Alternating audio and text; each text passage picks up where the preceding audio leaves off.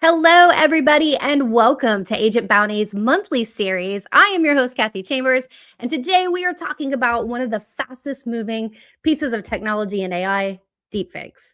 And we have assembled an amazing panel for you today to go over how far it's come, the advancements that we're seeing, and how it may be a little harder nowadays to just spot deepfakes with the eye.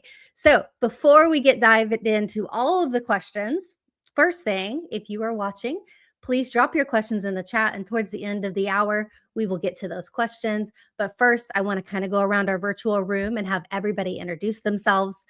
First on my screen is Nick. Nick, where are you tuning in from today? Hey everyone, I'm actually tuning in from Greece, although I generally work from the UK, but I'm combining a bit of R&R with a bit of work. Nick, what do you do? I am a security consultant. I have my own company, which I've been driving for the last couple of decades now. I've done a lot of operational work in security operations centers, so data loss prevention, threat intelligence, social engineering, which is the relative point to this discussion, and quite a lot of different SOC pillars. I've also written quite a lot of books so far, so I've written 3 books in relation to all sorts of different security endeavors. And at the same time, I partner with the SANS Institute. I'm a SANS certified instructor, and I'm an author in one of our classes in relation to providing folks training and awareness in regards to topics such as this one. So thank you very much for having me. I'm quite looking forward to this one. It's nice to have you here, Nick. Perry, how about you? Yeah, so my name is Perry Carpenter. I am several suburbs outside of Little Rock, Arkansas right now. And I've been focusing on for the vast majority of my career, focused on the human side of security and the way that humans interact with technology.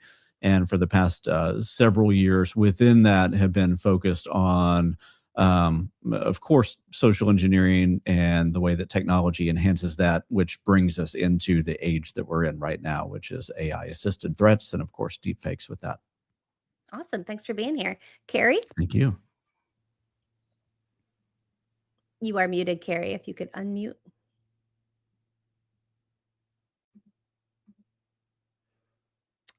Carrie, can you hear me? You're muted, hon. There you go. Thank you. I thought you were going to unmute us. I thought you were going to unmute I tried us. it. Well, it doesn't give me the power. Oh, no. I've got the power. All right. Well, my name is Carrie Tomlinson, and I'm a cyber news reporter. And I worked many years as a TV news reporter, usually going undercover to show criminal tactics and how they're trying to it was mostly white collar crime, although there was some other crime as well. And now I do that in the digital world. So I will go undercover as a victim and I will interact with cyber criminals and gather the deep fakes that they are using on us right now. Like, what are the actual deep fakes they're trying on us right now? And what are the psychological tactics they're using in tandem with those deepfakes, and what kind of AI are they using? And I put those together in news stories with the goal of helping us all be aware, what are these tricks? Because I think if we know what tricks they're using, then we can short circuit some of those attacks. That's a fascinating job. Bronwyn, how about you? Hi, everyone. Thank you so much for having me. I'm so happy to be here. My name is Bronwyn Hudson. I'm the marketing lead and director of Vibes at a great company called Reveal Risk. And we are a cybersecurity consultancy and services company. One of the many services that we offer is a deepfake service, which is basically an educational service focusing on executive deepfakes. So we can create a deepfake model and then basically do a scripted video, customized video showing how some kind of deepfake attack might actually occur in the executive kind of frame, to be used as part of security awareness training. And then also, I am a huge advocate, I'm sure as many of you are, for women, especially in cyber and underrepresented folks. So a couple years ago now, at the Women in Cybersecurity National Conference, I presented on women in deepfakes and focused on talking about how that's a really important overrepresented population within who is being targeted for deepfake attacks, and what we can do about that. So looking forward to bringing that lens to the conversation too. Thanks for having me. Awesome. Thanks, Bronwyn. James? Well, hello there. I'm James McQuiggan. Like Nick, I've got my own consulting agency doing VCSO work, but also working with now working with a security awareness company called the Cybermaniacs, helping them. But for the last number of years, like a lot of us, Deepfakes has been extremely interesting and kept us busy. For me, it's doing a lot of presentations, bringing a lot of awareness, creating my own deepfakes, leveraging some of the different tools that are out there, and always interested to be here sharing knowledge and bring that awareness to everybody, and happy to be a part of the panel. Awesome. It's good to have you guys here. Thank you so much. So let's dive in. I'm really excited about this. I actually have like this massive list of questions. There's no way we're going to get to all of them in this short hour. But Perry, I do want to start with you. You do a lot of fascinating and I'm going to say fun. I know that there's like a scary side to Deepfakes, but I love watching your videos that you do on LinkedIn. One of the most recent ones, I'd like to pull it up if you guys could just give me just a second. And then Perry, I'd like you to talk about this and then talk about how far we've come in the technology since Deepfakes came on the scene. Let's see here. Let me get it.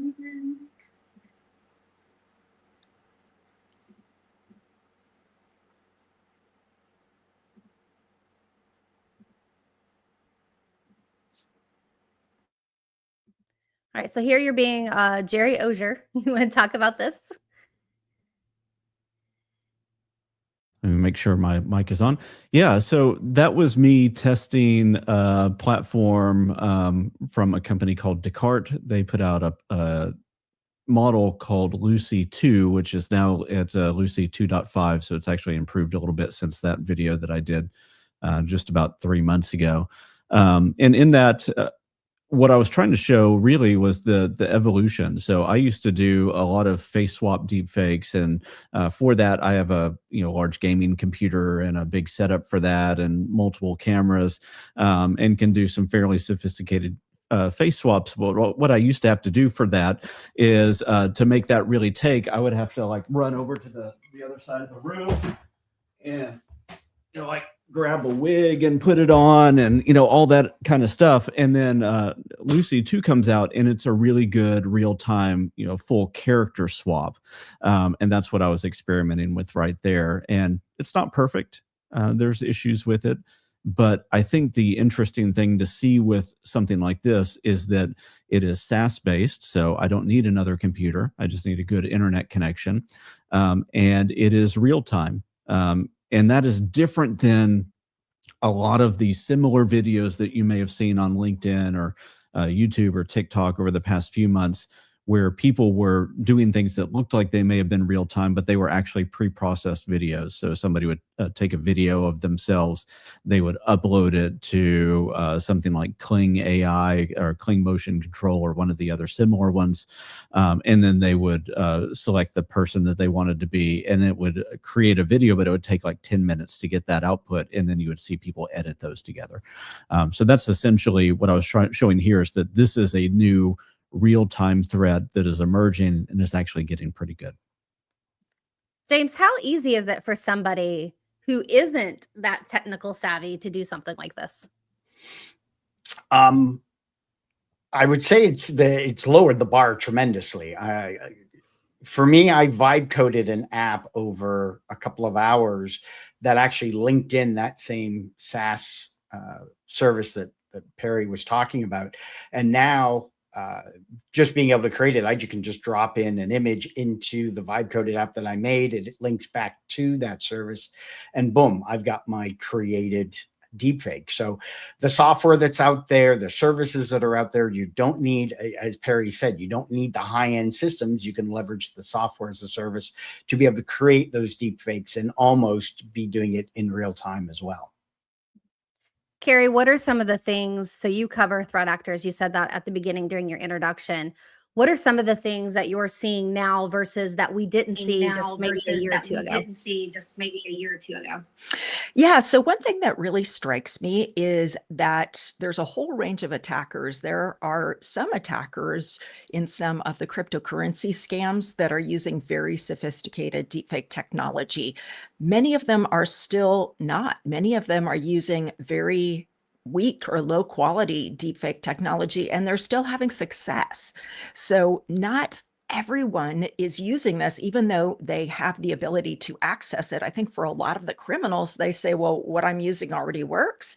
I don't need to spend any more money or go any further with this. I'm just going to stick with what I have until it stops working. So we're seeing a whole range of things. What I have seen personally in my interactions with the cyber criminals is that the so-called pig butchering scams, an awful, awful name, but those big scams where there are compounds, often in Asia, sometimes now in Africa, where people are often held against their will, forcing them to do scams. Those are the kinds that are more likely to use the more sophisticated technologies. And they're definitely using the ones where people can use their hands, they can turn their heads, they can move around, and it looks relatively realistic.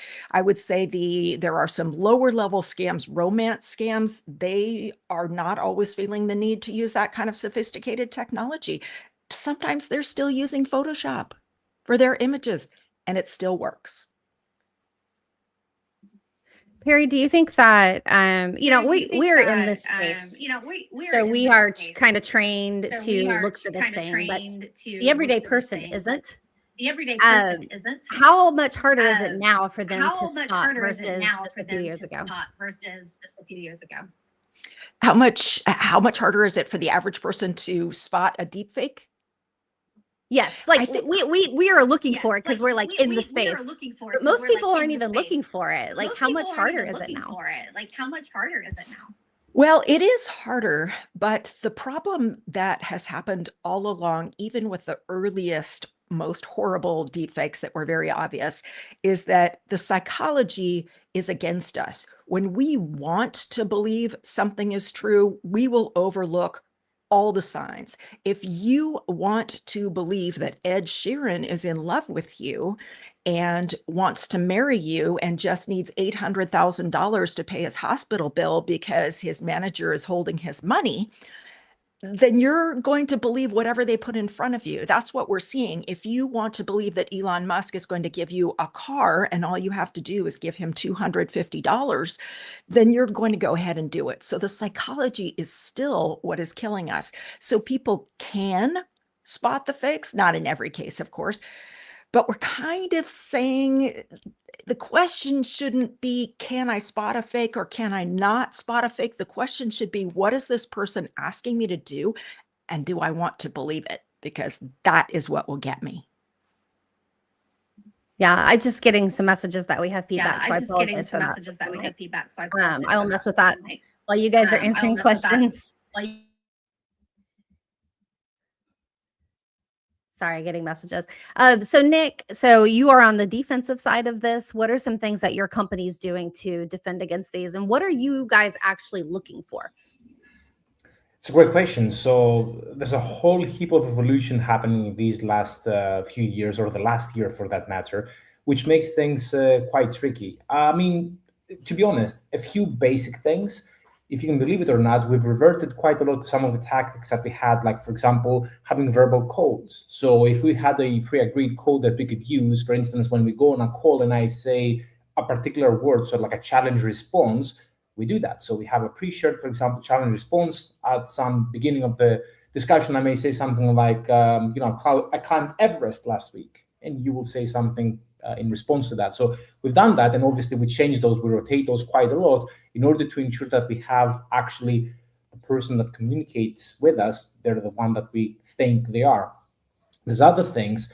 Essentially, we've started educating people quite more these days about how these techniques work in relation to exactly what you were showing in the video earlier. So we show them those types of tools. We show them how simple it is even to create forged clips, which are available in advance, as some of the other folks have mentioned here, because it's important for everyone out there to understand how easy these things are to be able to use with minimal subscriptions. If subscriptions are required, You can go, for example, to Claude. These days, you can use Claude Code. You can just drop whatever type of machinery you want. You can use tools available over GitHub. So because of how intense the landscape is, we've started doing those types of things, kind of like started going old school. But awareness and using pre-shared codes, for example, beat quite a lot of the most modern techniques that sometimes may require more time, effort, and cost.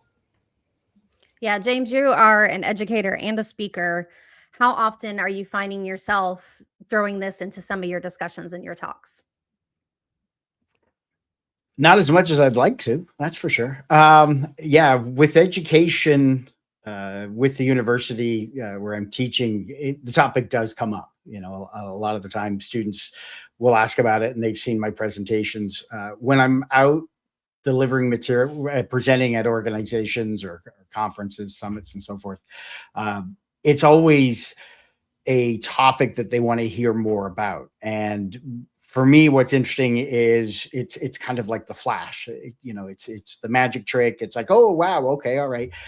And then a lot of the time people think, oh, well, that probably couldn't happen to me. Or yeah, I spotted it. And one of the things, and I know Perry's talked about it as well, is one of the things is I'm up here talking about deepfakes. You're already attuned to being able to spot everything I do could be or couldn't be. And so now I've started throwing in videos of what's real and then a deepfake and trying to get them to differentiate it. But there is always interest with regards to it. And because it looks, you know, like the Hollywood-esque type videos or whatever. But while there is the interest for it, it's also, you know, people are still sitting there going, yeah, well, I wouldn't believe that. You know? And so it's still trying to get that education through. And as Carrie was saying, that emotional aspect that gets tied to it, it happens and you're reacting to it. And a lot of the time people then aren't remembering what they've learned about deepfakes and everything else. Perry Carpenter, I said your last name because if I say Perry and Carrie, they sound alike. They do, So yes. this is for Perry Carpenter. Have you played around with audio at all much? And if so, how is that going? How are the advancements there? Yeah. So actually, while I'm answering that, let me reinforce one of the things that James said, because this is one of the things that presenters face is anytime you're talking about deepfakes, everybody in the audience is thinking about deepfakes. And so then you're like, let me show you one.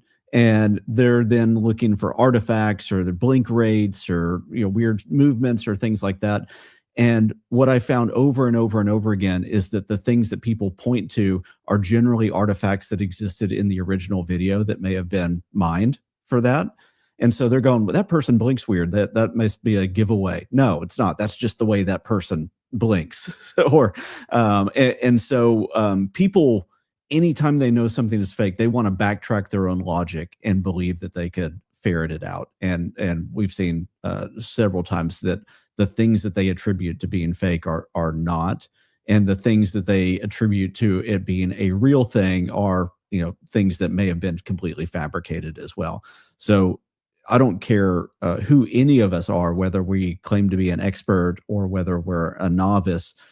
There are deepfakes out in the wild right now that would trick any of us if the context is correct. And that is the thing that the cyber criminals are banking on. If context is correct, and going back to Carrie's point, if there's enough hope out there and desire and loneliness or some kind of expectation that needs to be fulfilled with the narrative of the thing, then we're not going to really be thinking rationally. We're just going to buy into the story. Now to get on to directly answer the question that you asked on the audio side, I think it's really advanced. And I think when we think about audio, there's two sides of this. One is pre-recorded audio that I can assemble together with the clone that I have that I can then drop into a voicemail, or I can link up to a harvested video and re-lip sync that, or I can do an AI avatar talking head, you know, image to video, and I can sync that up. As soon as I get the ability to clone a voice and then do multiple generations of output and stitch the best of those generations together into a single, you know, 30-second take of something, I'm in the I'm in the post-production world that Hollywood's been in forever, and I can make anything sound very, very realistic. I can put room tone in, I can put car sounds, I can do all the things that will simulate the environment that somebody's in, including the refraction of the room that they're in, supposedly in, and so on. So I can be very, very sophisticated about that. On the real-time voice changing side, it's getting better, but it takes a more sophisticated actor to do it well if they're cloning the voice of somebody that that the person that they're speaking to should know. If they're just doing a voice change and it's not a reference voice that somebody would figure out, then that becomes easier for the bad actor. But if I'm wanting to replicate your voice and wear that as a mask, I've got more work to do to do that well. I also need to adopt your cadence. I need to adopt your word choice. All those things have to come into play. Which is why most people do one or the other. They want to single channel these things as much as possible. Or if I'm going to deep fake somebody, I want to deep fake a lesser known entity so that there's not as much things that could go wrong for me. And then the other thing that goes wrong for people that want to do this live right now is if I've got a deep fake video where I'm maybe wearing a face mask or a character and I'm bringing audio in, then I've got frame rate and audio rate difficulties that I need to be able to tune in and use some fairly sophisticated outboard equipment to make that work really smoothly. All which I can simulate, but it takes more work than a lot of people want to put in. Yeah, that sounds like a lot of work. I was thinking while you were talking on another panel that I was listening to, one of the guests said he interviews people for jobs, and he's had quite a few AI interviews. And I'm like, quite a few. And he's like, yeah, every week. I was like, wow. Like, first of all, I think that's really ballsy to go into an interview and be someone else. I mean, like, I'm just like floored by that. But has anybody on this panel experienced that?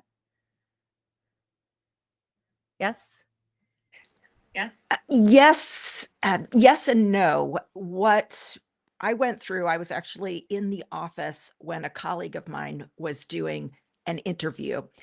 And what they had was someone who couldn't necessarily tell if the fake itself, the face itself was a deep fake. And this, my colleague did not record the interview. And I guess that's a different situation if you're going to tell the person that you're interviewing, oh, by the way, in the middle of this interview, I am suspicious, and therefore I am now going to record you.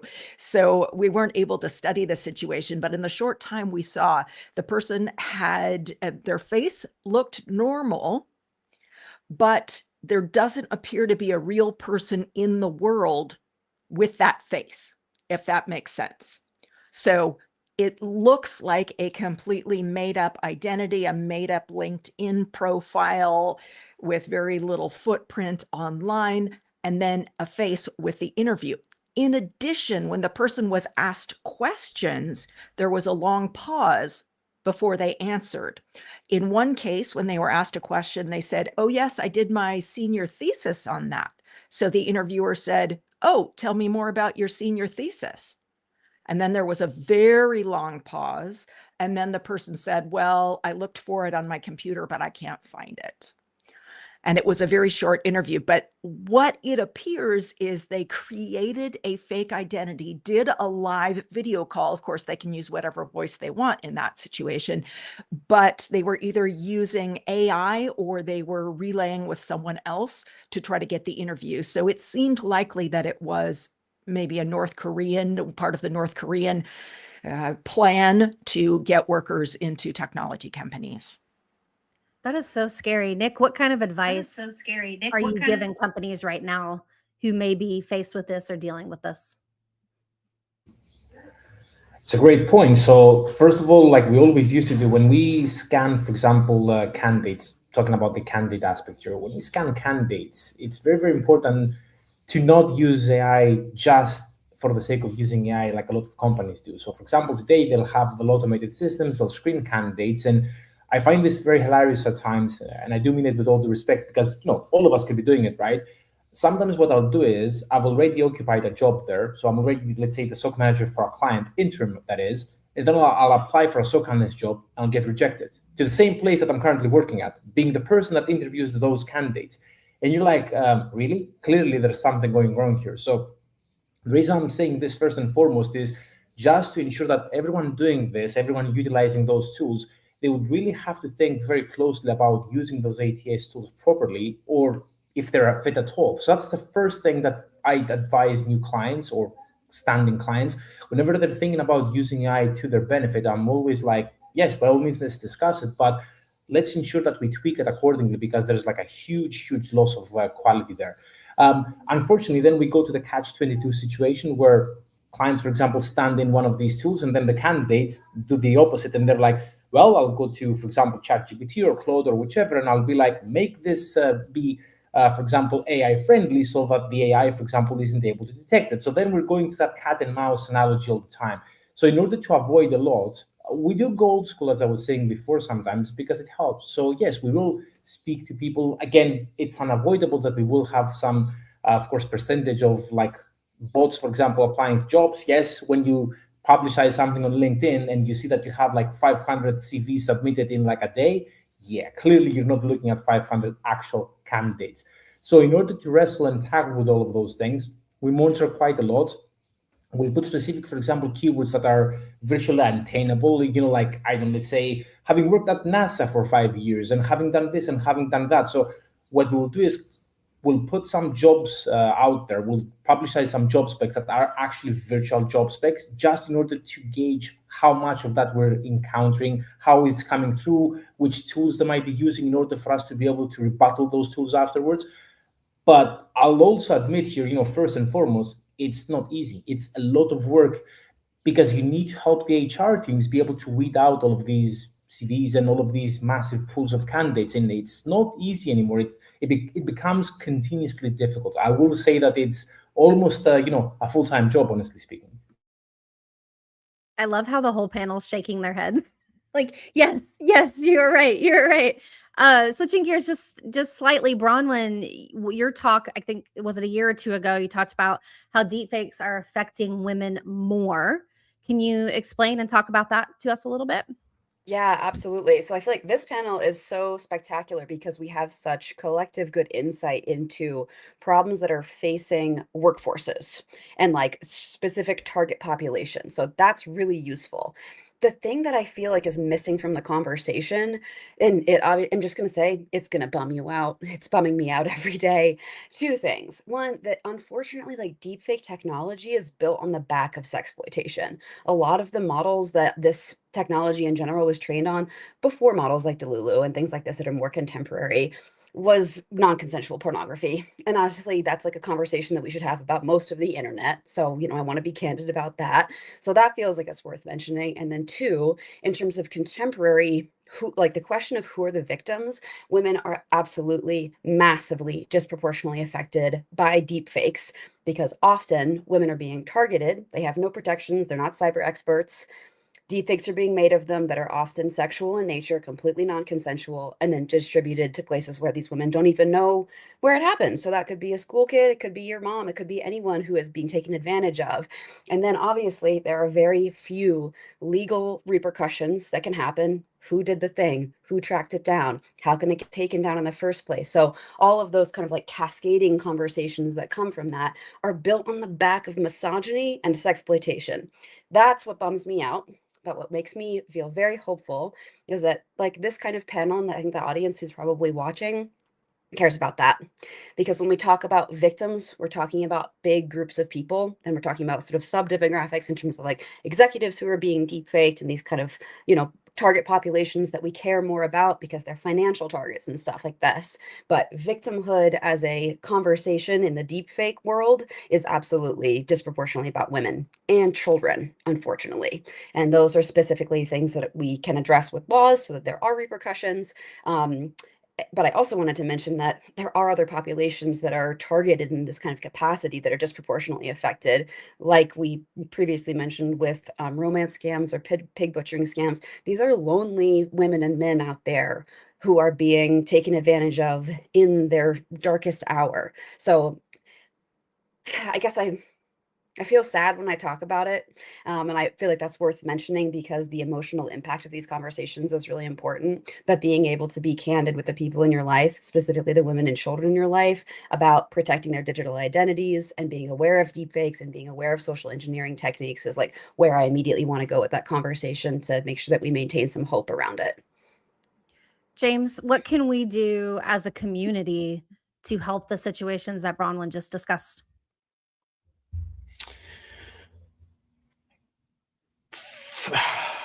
There's a lot of things I think that we can do, but I know that there's groups out there with regards to, different scam groups. You've got different ways to be able to report, but I think a lot of what it comes down to is to try to get more of that education, more of that awareness out there.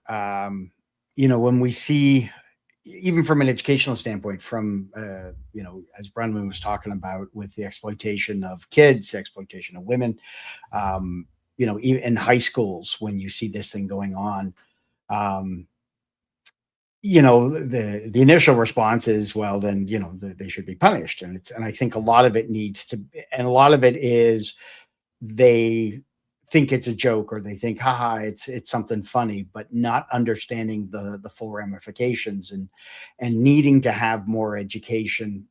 I mean, I was going into fifth grade classrooms 15 years ago talking to students about social media, and it's still an ongoing issue. And now, because that bar is so much lower, to be able to create these deep fakes and create these exploitable imagery and videos,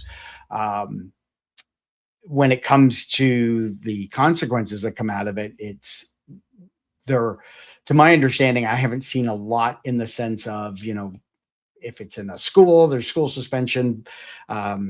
We did see within one education institution where you had an athletics coach who was about to be fired for other reasons, created a deep fake of the principal saying racist, inappropriate comments, made it like a recording, like having a conversation, and the community was in an uproar. The school suspended the principal, fired the principal actually, then realized that it was a deep fake and had to backtrack.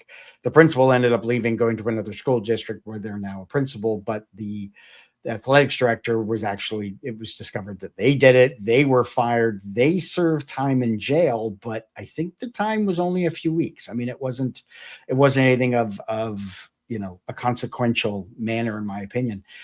So the communities are still trying to figure out, again, the pig butchering, the romance scams, these deep fakes that get created, synthetic media, and people not being able to effectively spot it, whether they're looking for the artifacts or they have that emotional response overall. Trying to get more education out there, it's like trying to solve world peace. It's not an easy thing, but trying to get that younger generation, for me, would be where we start, trying to share share the what's going on, and make sure they understand what the dangers are with it, and hopefully carries on. But we can try to educate within the work environment. We can try to have more technology to be able to detect these things, but it's that cat and mouse game, that whack-a-mole game. Is just like, okay, great, we get this problem taken care of, well, now they've got this other capability, and now we got to figure out a way to be able to detect that. I mean, that's what it's always been like. But education is, for me, is where it needs to be at, but getting it out there and getting more folks aware and understanding is the challenge. Yeah, and when Perry Carpenter, when you do your videos, I'm super guilty of being like, that's so cool. That's so cool. Oh my gosh, that's so awesome. But on the flip side of it, it's not really that awesome. Right? Because everything that you're doing, the bad actors can also do. But isn't that something that, as cyber professional, you guys have dealt with? Like, I feel like every year something new comes out that a threat actor can now do. And sometimes they can even do it faster because maybe there's more of them than there are defenders. So Perry, how has that been through the years? Just, is that cool, or is this just another thing now that the defensive side of cyber is going to have to deal with? Yeah, I think it can be both, right? I think any advancement that we make as a society or as a some kind of technology that can do something good can be weaponized. I mean, things as simple as rocks and hammers it can serve purpose for construction or destruction. So obviously, once we get to something that can be really cool from cinematic production standpoint or a workforce productivity standpoint, somebody's going to be able to turn that around and use it against the very people that that was created to serve. And I think that's just the pattern that we see over and over and over again. So, from a security perspective, it is just the next thing. It is pretty cool. And it's also really, really scary because anybody that's trying to think about this from an adversarial perspective will find ways to weaponize it. I do want to say one thing before I end off on my monologue, though, is that uh, what I keep coming back to over and over and over has been said before on this panel, but I want to say it one more time. It is that we will, as humans, consistently be at the point where we can't tell what's real and what's not, whether something's a deep fake or not. And so the hope of I'm going to be able to point at something and say that's fake isn't really viable for us right now. And technology is also not very good at picking that out right now because it's an arms race. And so the thing that we have to really build into society is the kind of the gut reaction of, does this feel like I'm being scammed or not? Does it feel like I'm being potentially taken down an exploitive road emotionally or narratively?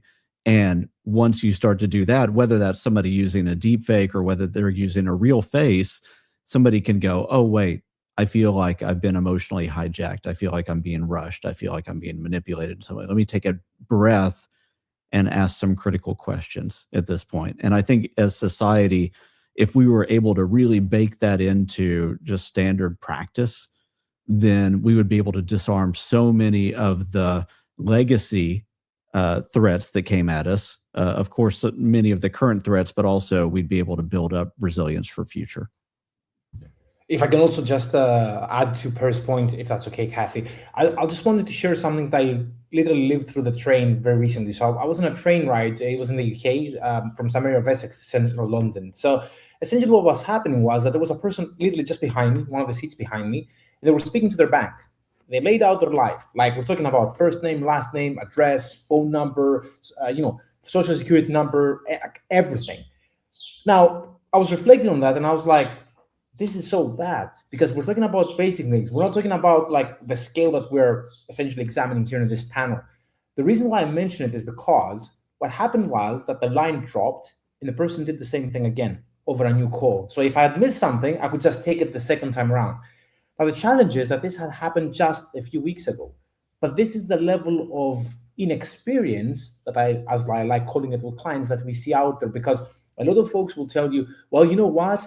The humans are the weakest, for example, links in the chain. It's the untrained humans. If we train folks up, it's not the same anymore. Trained people can be very important weapons in the arsenal. Hence, I also wanted to reiterate that training and awareness are very crucial things.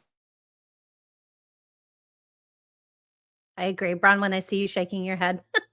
I did want to address, though, are there any, you had mentioned some laws or something that may be in place for deepfakes. Could you address that? Are there anything happening right now?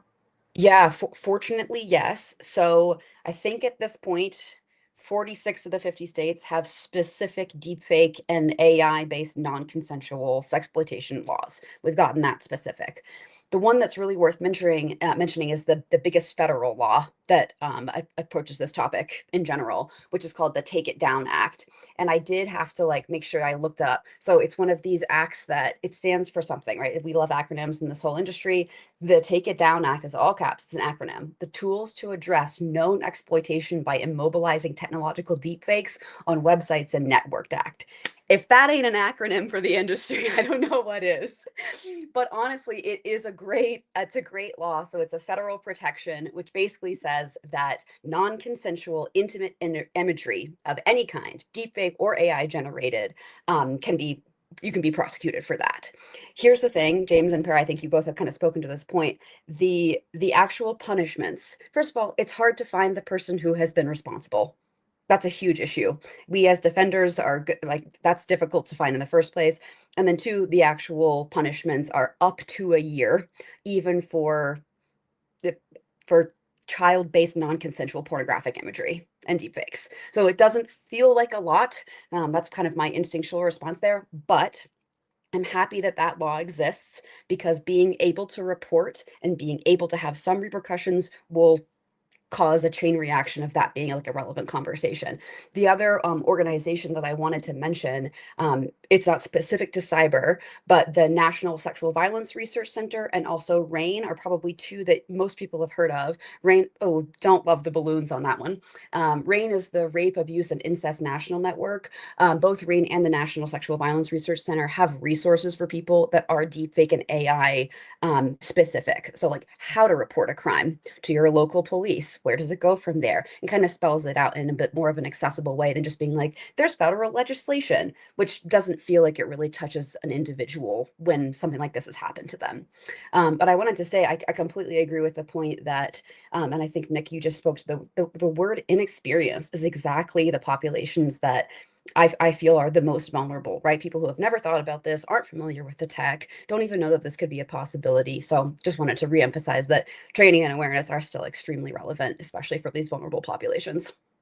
Yeah, totally agree. Carrie, as a reporter covering this day in and day out, what worries you the most? What worries me the most, there's actually two things that worry me. And one is, as the parent of two children, who one of whom is 20 and the other who is 17, they believe what they see on TikTok. They believe it.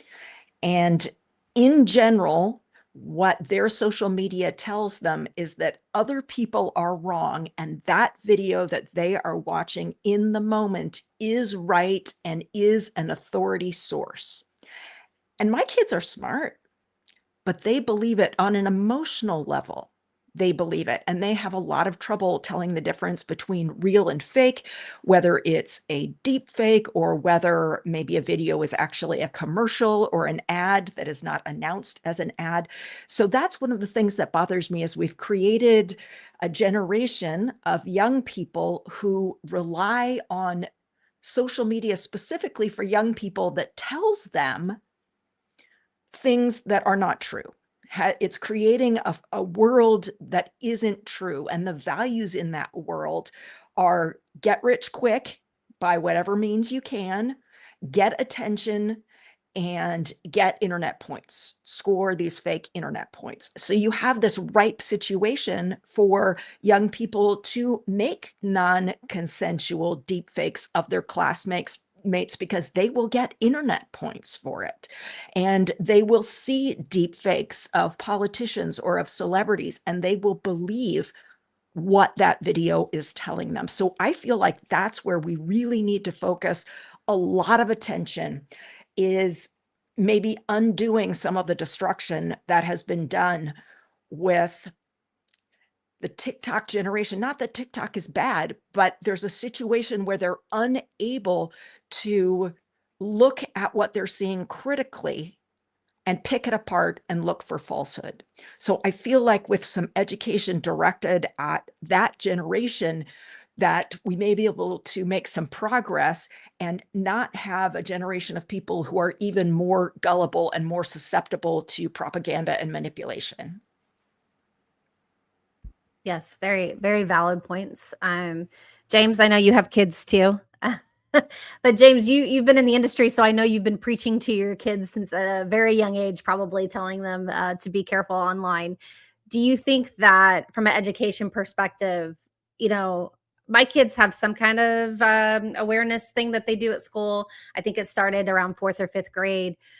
Do you think that's too late? Should this be like even like an earlier conversation, or maybe even a full class that they have to take? Hang on, let me get up my soapbox.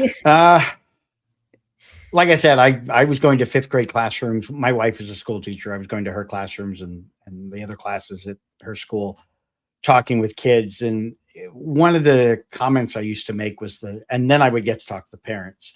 And one of the comments I would always make is the fact that when we give our kids a bike, we get them a helmet and we get them maybe some, arm and knee pads or elbow pads or whatever. Well, there's at least a helmet, and we teach them how to ride the bike. And now we're giving kids cell phones, smartphones, access to the internet, the whole world, in kindergarten. I've seen kindergartners with them, first grade, second grade, but they're getting those phones early on. And I don't think there's a lot of education coming from the parents. They're not showing them how to use it. They might show them how to use a couple apps. For me, when it came to the kids having their cell phones, there was monitoring, there was discussions, there were spot checks, there were the discussion of the fact that this isn't your phone, I'm letting you use it, good, bad, indifferent, whatever it may be. But a lot of it was letting them know that, hey, we're going to check this out, because if I see something that shouldn't be there, we're going to have a conversation, whether you did it or somebody else did it to you. But also trying to make sure that they're comfortable talking about it. But even still, now my girls are in their 20s, like Carrie's with her kids, and they'll see something and they'll come. Actually, ironically, they don't like AI, which I'm finding with some of the kids in their generation, where they don't like what it's doing. They don't like what it's doing to society with the data centers. One of them is a graphic designer, so the whole art capability is kind of another thing. So for me, it's interesting seeing it through their eyes, through their friends' eyes, in their ages, when it comes to it. And a lot of the times they'll see stuff online and they'll be like, yeah, that's not real. There's no way that's real. Either because they've asked their friends, they've verified it, they've tried to, debunk it essentially. And so, again, it's coming back to that education, but also, and I agree with Carrie, the fact that kids get their information, or the younger generation are getting their information from social media, because watching it on the news, they see, there's the divisions of how it is on the news. And it's like, no, I want to hear it from somebody, shorter, quicker. I don't want to watch a whole half an hour. I want it in 30 seconds or 3 minutes. And then, and gain my information that way. So I certainly agree to that and see that happening. But at the same time, when it comes to our own kids, it's important that we educate them as much as we educate them when it comes to riding a bike, driving a car, that we do the same thing with the smartphones, with the internet, with email. Because we're opening up the door and exposing it. And there are things we can do to the phones from a technology standpoint, monitoring, locking things down and those kind of things. But, eventually it gets to the point where they'll figure a way around it. It's like water. It will find a way. I just have to add something really quickly here when you're saying they will find a way, because I think this does reflect on what we're talking about. When my children were in fourth grade, when one of them was in fourth grade, his classmate had a phone and his classmate pulled up adult videos, if you know what I mean, in recess and showed everybody in recess. So the technology that these kids have in their hands when it comes to deepfakes or not deepfakes, they have an incredible amount of technology and power in their hands, and they will find a way. And if it's not your child doing it, it's going to be their classmate doing it, and it's going to impact your child. So it is definitely something we need to tell our kids. And I really like what you're doing, James, going to school and talking to the kids and talking to the parents so that we can make everyone aware of what the possible ramifications could be. Yeah, I do want to read. Tatiana is watching from LinkedIn. Welcome to the show. I do want to read her comment. She said, my daughter is 5. She already knows what a deepfake and AI are. I always tell parents, would you leave your child on a physical playground unsupervised for a couple of hours? The majority of them say no. Then I ask, why then would you leave your child unsupervised in a digital playground? I love that. That's really cool. Tatiana, That is awesome. The funny thing is I think most of us on this panel, we all grew up going to the playground on our own, and coming home when the lights, the street lights came on. That was kind of how it was, but that was a different generation. Now I can honestly say, yes, I wouldn't be leaving my kids at the playground. Yeah. So Perry, what And is I'd like one- to, Go ahead. oh, sorry, Go I ahead. just wanted to add that I think I tell people that the internet is the criminal's world. And we think that it's something for us to work and play and have entertainment and talk with our family. It's a criminal's world. So if you're alone as an adult on the internet for 2 hours, I would say be careful, because chances are you have brushed up with criminality. Wow, that's a great point. So Perry, for kids, parents, HR departments, organizations, like what is one thing that they could do today or this week to start educating themselves on this? One of the things that I really like that's out there, and I'll talk about some of the ramifications of it in just a second. But if you're looking for some quick, easy tools to show people that they're not able to tell between what's real and what's not real online anymore, the BBC has some really good resources.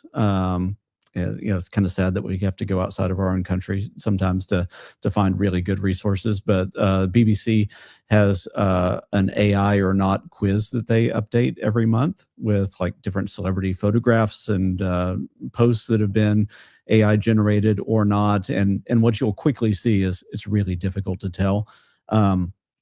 In the US, Boston Globe and New York Times both every now and then put out some pretty good AI or not tests as well.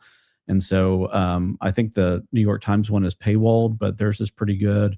Even the one that they did like 2 years ago in 2024, people will take right now and they'll almost blatantly fail it. Boston Globe has one that they derived from some research from MIT. And theirs is video based. And again, anytime I take somebody through that, they typically fail half of them. And so it's really, really eye opening as soon as you get out of the frame of everything you're watching is a deep fake, and you give people the idea of saying some of the things that you're looking at might be a deep fake. Can you pick which ones? And people consistently label real things as fake and fake things as real. And so I think those are really good. The outcome of that, though, is the thing that society is going to be having to deal with, which is the fact that we've hit the point where people will accept the truth that they want to believe and reject the things that they don't want to believe, which is kind of where society and politics and everything else has taken us. And just currently, algorithmic reinforcement through social media platforms and the ability for people to go pick their, TikTok generation news source of choice is, I don't want to hear, the long nuanced explanation of something. I want the 30-second version from somebody that I already like, know, and trust, so that they can tell me what I should believe. And I think that that's a dangerous spot. And the fact that we can't tell real from fake when it comes to different pieces of media is only going to leave people kind of fed up and throwing their hands up in the air. And so we have to find ways to teach people critical thinking and skepticism without also letting them give into cynicism. And so we have to find the path of hope out of that. And I think that I don't have a lot of good answers on where that hope is, other than there will be points of it. And when we find those things like a code word, like Nick mentioned, that works, and we see that stop a real attack, like what happened in the Ferrari attack about a year or so ago.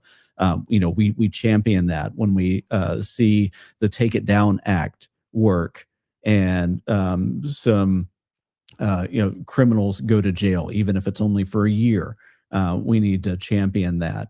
When somebody ferrets out truth from something that was fake, let's find the things that tip them off, whether that was an emotional hook or something else, and let's champion that and really raise those things rather than just giving into the fact that, well, I can't tell, and I guess I'm just going to believe what I want to believe.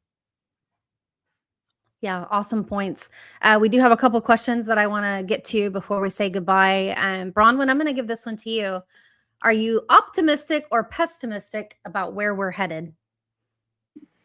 you can't pick one, right? You got to say both. I feel like that's your slippery slope between being skeptical but not cynical, being pessimistic and optimistic. I think the sweet spot is just staying as close to reality as possible, trying to find things that are accurate, trying to find things that are helpful. But honestly, I'm a pretty positive person. I'm not sure anyone could tell that right off the bat.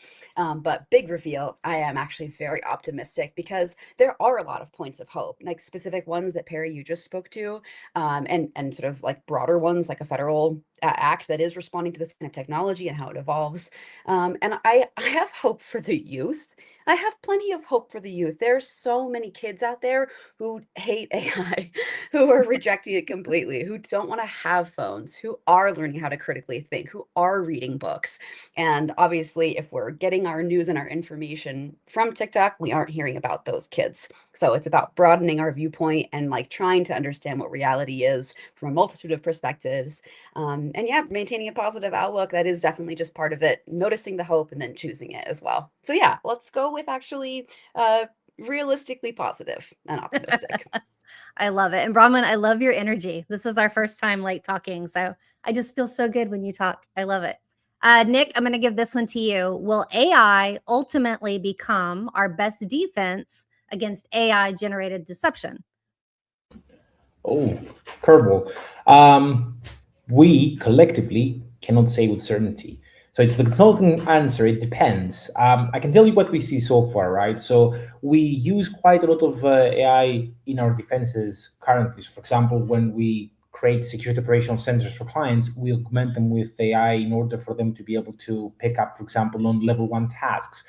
In a lot of client environments, they want improvements and they'll say, well, we just lost an analyst. Can you automate that? We just lost 2 analysts. Can you automate that, for example? So they'll try to see if there's efficiency in using AI. That we can do to an extent. If we can leverage it to the point where we can see it, for example, do all of that job, we don't know. I can definitely tell you there's some interesting, for example, types of proof of concept. For instance, Splunk created a deception honeypot about last year, where essentially there's an AI behind the scenes, and a honeypot, just for anyone that hasn't used it before, is essentially a deliberately vulnerable configured device which aims to be able to attract attackers so we can then divert them from the primary objective. And at the same time, we can monitor them to see what they're doing and learn from how they're behaving. So interestingly enough, they created this proof of concept, which was fairly limited. It was only allowing SSH, for example, services. It was running on a Mac OS platform and other things. But if you think about it, it's very interesting because it actually touches upon what we're saying here. So you have something behind the scenes, which is essentially automated, working behind the scenes. It did have the actual intelligence to be able to drive out if the session is actually legitimate, for example, meaning totally benign if someone is curious, if it's 50-50 kind of shades of gray, could be good, it could be bad, or being able to actually identify it as blatantly disregarding someone who is a malicious person. So we see these types of technologies coming in and we are very hopeful. But because, as others have mentioned, the attackers continuously adapt to those defenses, it's very, very difficult to answer with certainty. I will say the future does look promising, but it's an ever-evolving battle, so we have to continuously be at it. There's literally no rest for the wicked, honestly. I love the hopeful messages. I love that you guys are ending on a really positive note. That's great. I do have one more thing I want to get to, one more question. I'm going to give it to James because, Carrie, I know you're in the news, but James follows the news closely, and I feel like maybe he could answer this one. If you had to predict one headline about deepfakes next year, what would it be? I had to predict a deepfake, and you're putting me creative on the spot, which is good because that's always a fun thing. I think for one of the things, and I've been saying it for a couple of years, one of the things that I wish we had more deepfake detection was in the social media, because as we've talked about here today, the people that are falling for it, the people that are susceptible to it are on social media that are seeing it. So I would hope the headline would be Meta stops deepfakes.